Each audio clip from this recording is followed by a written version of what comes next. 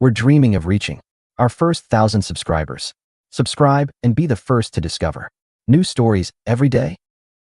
I was sprawled on the couch, scrolling through my phone, when Brooke stormed in from the kitchen, her arms crossed so tight her sweater strained at the seams. Her lips were pursed, eyes narrowed, like she'd been rehearsing this for hours. The air thickened, heavy with the promise of a fight. Her shadow cut across the coffee table, jagged in the dim glow of the living room lamp, the hum of the AC barely audible. "You didn't take out the trash again," she said, her voice sharp, each word a dart aimed at my chest. "I'm not your maid, Alex." I set my phone down slowly, my jaw tightening. My pulse ticked up, but I kept my face neutral, eyes flicking to hers. "Funny," I said, leaning back, my tone light but edged with steel. "I don't recall hiring you. Trash goes out tomorrow, Brooke. You know the schedule." She scoffed, a quick, dismissive sound, like I'd flunked her test. "It's not about the trash. It's about you not caring. About us."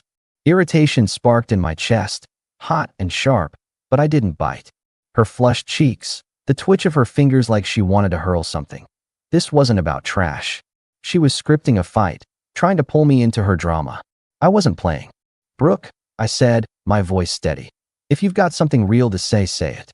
I'm not playing guess what's wrong." Her eyes flashed, and she stepped closer, her voice climbing.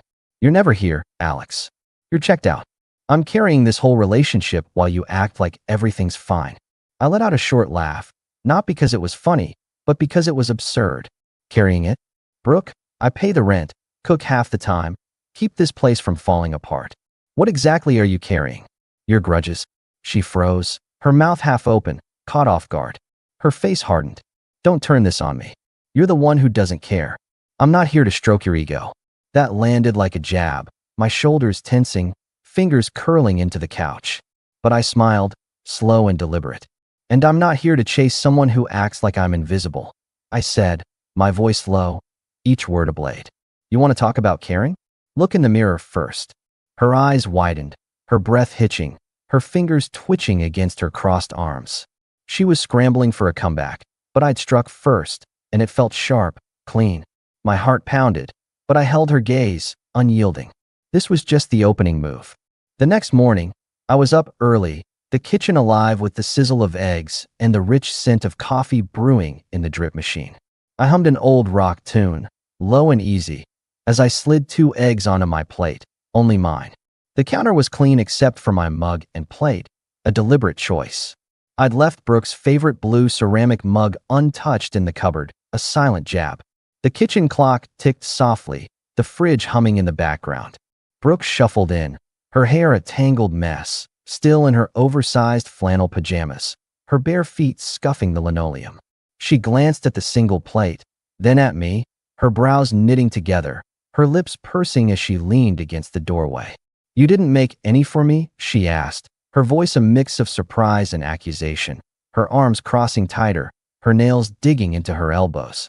I didn't look up, just nudged the eggs with my spatula, the metal scraping softly against the pan, the sound sharp in the quiet.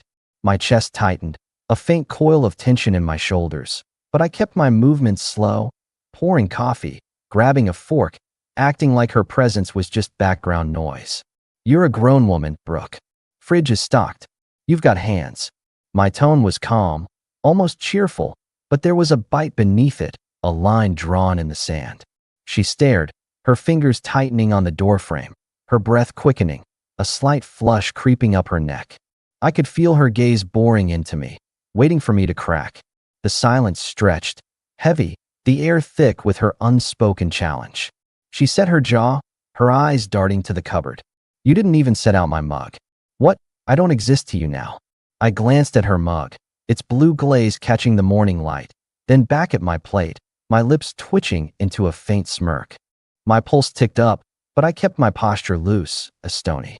"Didn't think you needed me to set your table, Brooke. You're carrying us, right? Start with your coffee." I took a slow sip from my mug, the bitterness grounding me, savoring the way her jaw tightened, her eyes flickering with doubt. "You're being petty," she said, her voice tight, almost a hiss, as she yanked open the fridge, the door creaking, her movements jerky as she grabbed a yogurt. She slammed the fridge shut, the jars rattling inside, and stood there, her shoulders stiff, her breath shallow. I leaned against the counter, my fork hovering over my plate, the smell of butter and eggs lingering. "Petty," I said, raising an eyebrow, my tone dry. "Nah, I'm just done doing things for someone who thinks I'm slacking. You said you're carrying us. So carry your breakfast." Her spoon clattered on the counter, her fingers fumbling with the yogurt lid, her knuckles whitening. "You're impossible," she muttered, her voice trembling, her eyes darting away, refusing to meet mine. She paused, her lips parting as if to say more, then turned away, setting her yogurt cup down with a sharp thud, her movements betraying her frustration. I took a slow bite of my eggs, chewing deliberately, my eyes locked on hers when she glanced back. "Says the woman who thinks a trash bag is a personality test," I said, my voice low, a smirk tugging at my lips. My heart thumped, but I kept my cool, the tension in my shoulders easing as I watched her unravel. Her head snapped up, her spoon frozen midair. "What's that supposed to mean?" Her voice cracked, her posture rigid, the flush on her neck deepening. I set my fork down, leaning forward slightly, my coffee mug warm in my hands. I thought about how we used to cook together, her teasing me about my terrible omelets, the way we'd laugh. Now, it was all distance, her eyes avoiding mine, her silence louder than words. "It means you're picking fights over nothing to see if I'll jump through your hoops. I'm not your dog, Brooke. You want something, ask for it. Stop playing games." Her mouth twitched, her eyes narrowing, but she didn't fire back. Her chest rose and fell quickly, her fingers gripping the yogurt container until it crinkled. She wasn't used to me calling her bluff, and it was unraveling her. I took another sip of coffee, the mug's heat steadying me. Let her stew. I was done dancing. That afternoon, Brooke tried a new tactic. I was in the living room, sorting through work emails on my laptop, the TV off, the room quiet except for the faint hum of traffic outside our apartment window. She came in, holding a stack of my clean shirts she'd folded, her steps deliberate, her posture stiff. She set them on the coffee table with a performative sigh, her eyes flicking to me, expecting gratitude. The shirts were my dressier ones, button-downs I rarely wore, not the comfy tees I preferred. A calculated choice, like she was dressing me up for her approval, not mine. I didn't look up, just kept typing, my fingers steady, the silence deliberate. I knew it would needle her. "You're welcome," she said, her voice dripping with sarcasm, lingering by the table, her fingers tapping the edge of the stack. I glanced at the shirts, neatly folded, their collars crisp, then back at my screen, my tone flat. "Did I ask you to fold those?" Because I don't recall begging for favors. My heart rate ticked up, but I kept my face blank, my fingers moving methodically. I remembered how she used to fold my clothes with a smile, humming some pop song, back when her care felt genuine, not like this stage performance. Her lips parted, her eyes widening, a flush creeping up her cheeks. "I'm trying to help, Alex. You could at least say thank you." I leaned back, meeting her gaze, my voice calm but cutting. "Help? Or another test to see if I'll bow? You don't get a medal for folding shirts, Brooke. Just like I don't for paying the bills." I closed my laptop with a soft click, the sound sharp in the quiet. "You picked the fancy ones, huh? Trying to make me someone I'm not again." Her hands clenched at her sides, her breath hitching. "You're twisting everything. I'm trying to keep this place together." Her voice shook, her eyes darting to the shirts, then away, her fingers twitching like she wanted to grab them and throw them. I raised an eyebrow, standing, my movement slow. "Funny, I thought you said you were carrying us. So carry on. I'm not stopping you." I brushed past her to grab a water from the fridge, my shoulder grazing hers just enough to make her flinch. The air crackled, my pulse steady despite the tension. She didn't follow me. Good. I'd flipped her script again. That evening, we went to a friend's barbecue in a suburban backyard, though I'd have rather stayed home. Brooke insisted, probably to play the happy couple for her Instagram crowd. I wasn't hiding, so I went. The backyard buzzed with chatter, classic rock thumping from a Bluetooth speaker, the smoky scent of grilled burgers mixing with citronella candles. Brooke was across the yard with her friend Claire, tossing her hair, laughing too loudly, her eyes flicking to me every few seconds. She was performing, but earlier, she'd brush my arm, a calculated, sweet gesture, her fingers lingering like she was trying to reel me in. I'd stepped away, pretending to check my phone, leaving her smile hanging, her eyes narrowing for a split second. I was with Max, my college buddy, leaning against a picnic table with a soda, the aluminum cold against my palm. Max is sharp, all blunt honesty and quick grins. "So," he said, smirking, "Brooke's over there acting like she's auditioning for a rom-com. What's her deal?" I snorted, glancing at her. She was twirling her hair, her smile too wide, her earrings glinting in the string lights. "She's mad I didn't make her breakfast. Thinks I'm not pulling my weight." Max raised an eyebrow, his grin widening. "And you're just letting her stew? Ballsy." "I'm not her servant," I said, my jaw tightening, the soda can creaking slightly in my grip. "She wants to play queen. She can rule her own kitchen." He laughed, clapping my shoulder. "Colder than I thought. I like it." Brooke's voice cut through the crowd, sharp and staged. "Alex, you're not going to help with the dishes here either, are you?" She stood by the picnic table, holding a stack of paper plates, her smile tight and mocking, her eyes daring me. I caught a glance from a guy nearby, Tom, I think, his eyebrow raised, like he was sizing up her tone. She'd been flirty with him earlier, her laugh too bright when he made a dumb joke about craft beer. The yard went quiet, heads turning. My stomach knotted, my pulse spiking, but I kept my face calm, my breath steady. I walked over, slow and deliberate, hands in my pockets. "Brooke," I said, my voice clear, carrying over the murmurs, "I'm not your busboy. You want help? Ask like an adult. Or are we still playing the make Alex look bad game? Like when you left the sink full of dishes last week to prove a point?" Her smile faltered, her cheeks flushing. Claire's eyes widened, and Tom choked on his drink, coughing to cover a laugh. A woman nearby whispered to her friend, their eyes darting between us. Max grinned, raising his soda can. Brooke tried to recover, her laugh high and forced. "Oh, come on, I was joking," she said, setting the plates down, her hands trembling, her nails catching the table's edge. "Were you?" I said, tilting my head, my tone dry as dust. "Because it's getting old, Brooke. Just like your flirty act with Tom over there." I let the words hang, my eyes locked on hers, watching her facade crack. Quick blinks, her fingers gripping the table harder. Claire shot her a look, half pity, half amusement, and muttered, "Girl, you're pushing it." Tom smirked, turning away, while a couple of others exchanged glances, one woman stifling a giggle. The crowd shifted, conversations restarting, but the air held a new edge. My heart raced, but I felt steady, like I'd landed a clean hit. I wasn't here to humiliate her, but I wasn't taking her jabs either. The next few days were a chess match. Brooke doubled down, sharper comments, louder silences. She'd leave dishes piled in the sink, knowing I'd see them. I'd walk past, not touching them, the clatter of her tossing more plates in the sink echoing behind me. She'd snipe about my work, my schedule, my attitude. I'd fire back, calm but cutting, pointing out her contradictions without raising my voice. One night, in the living room, the TV droned her favorite reality show, the sound of fake drama filling the space. She was scrolling her phone, ignoring me, but the tension was thick, like a storm about to break. She spoke, her voice clipped. "You didn't even ask how my day was." I muted the TV, turning to her, the remote cold in my hand. My throat tightened, but my voice stayed even. "You didn't ask about mine either, Brooke. Funny how that works." She rolled her eyes, tossing her phone on the couch, the cushions sighing under it. "You're so self-absorbed. You think everything's about you." I laughed, short and sharp, fingers drumming on the armrest. Self-absorbed? That's rich, coming from someone throwing tantrums over trash bags and breakfast. Want my day? 10 hours, a client who changed his mind 3 times, and you acting like I owe you a parade. Your turn.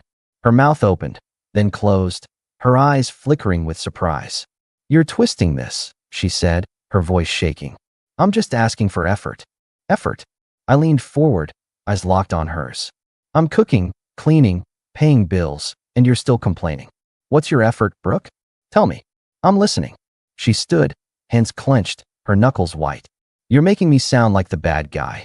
"No," I said, standing too, my voice cold. "You're doing that all by yourself." She stormed out, slamming the bedroom door, the sound echoing through the apartment. My chest was tight, my breath shallow, but a strange calm settled over me. I wasn't chasing her.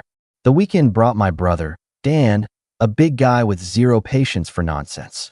He showed up with a six-pack of soda, plopping on the couch, the springs creaking under his weight. Brooke was flitting around, playing hostess, but her smiles were brittle, her laughs too loud, her perfume sharp in the small apartment. Dan clocked it early, watching her refill her glass for the third time, her movements jerky, the ice clinking too loudly. Before dinner, he pulled me aside in the kitchen, his voice low, the faucet dripping softly behind us. "She's wound tight, man. What's her deal? She's acting like you're her employee." I smirked, rinsing a glass, the water cool against my hands. "She's been testing me for weeks. Thinks I'm not doing enough." Dan snorted, cracking a soda, the hiss sharp.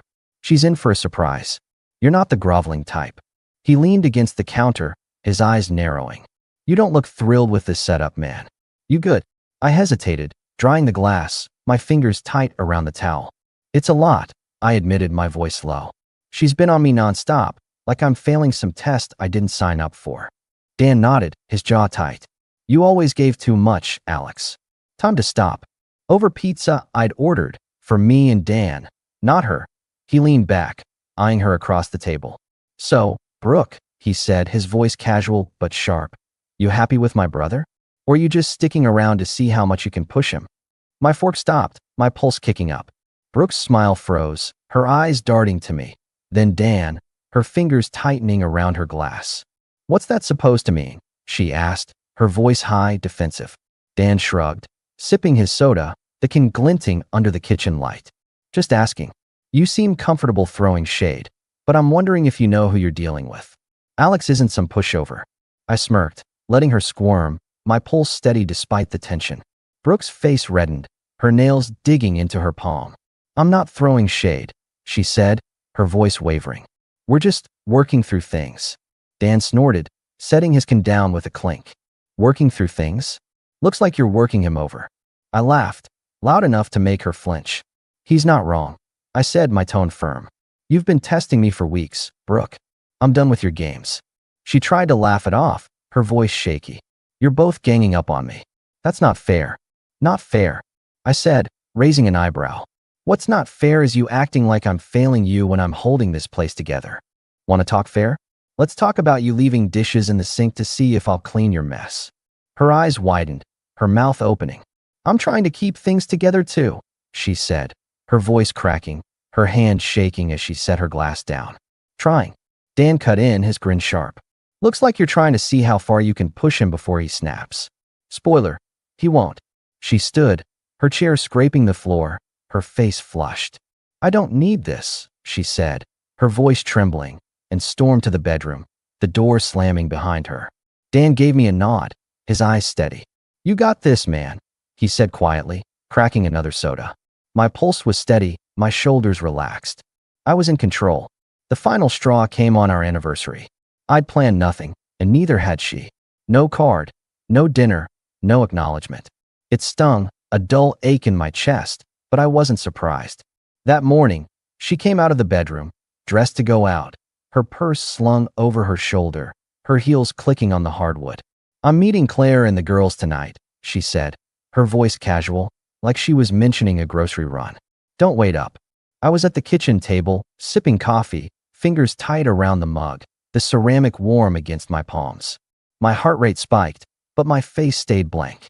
"On our anniversary," I said, my tone flat, almost curious, though the ache in my chest sharpened.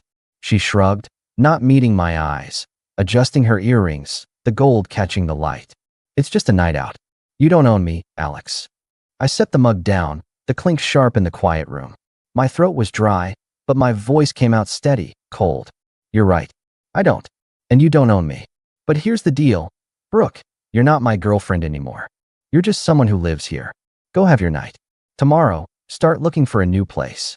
Her head snapped up, eyes wide, her earrings still swaying. "What? You heard me," I said, standing, my voice like steel. "I'm done being your target. You want to act like I'm nothing?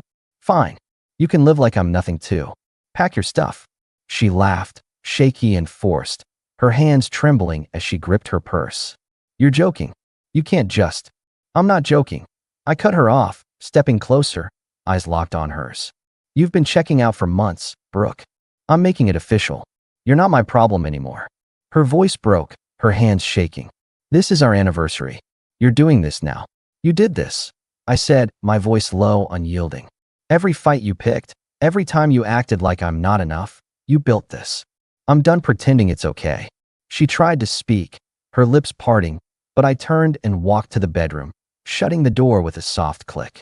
My chest was tight, my hands shaking, but I felt free. I could breathe. She moved out a week later. The apartment felt bigger, quieter, like it could breathe too. I got texts from her, angry ones, demanding we talk. Then please, asking to explain. I didn't respond. She'd made her choices. I'd made mine. A month later, I ran into her at a coffee shop, the air thick with the smell of espresso and pastries, soft jazz playing over the speakers, the wooden tables scuffed from years of use. I was grabbing a latte, my mood light, shoulders loose, the barista's chatter a low hum. Brooke was with Claire at a corner table, looking tired, her eyes puffy, her hair in a messy bun, her sweater loose and frayed. She froze when she saw me, her coffee cup pausing midair, then stood, her steps hesitant, her sneakers scuffing the floor. "Alex," she said, her voice soft, fragile, barely audible over the clink of cups and the hiss of the espresso machine. "Can we talk?" I took a sip of my latte, the bitterness sharp, my eyes steady. "Sure. Talk." She shifted, hands twisting, nails digging into her palms, her posture slouched. "I messed up. I didn't realize what I had. I'm sorry."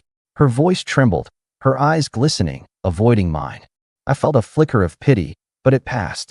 "You didn't mess up, Brooke," I said, my voice calm, cold, the coffee warm in my hands. You chose. You chose to poke, to prod, to act like I was nothing. Now you're living with it." Her eyes filled with tears, her breath catching. I was frustrated. "I thought you'd fight for me." "Frustrated," I said, leaning closer, my voice sharp, cutting through the cafe's hum. "You try to break me down, piece by piece, and called it love. I fought for you every day, Brooke. But I don't fight for someone who doesn't fight for me." She flinched, her voice breaking, her hands trembling. "I didn't mean to push you away. I can change, Alex. Give me a chance." I laughed, short and sharp, the sound slicing through the soft jazz. "A chance? Brooke, you had 1,000 chances. For 2 years, you poked and prodded, trying to prove I wasn't enough, thinking you could mold me into your version of perfect. You threw it all away for control, and you lost.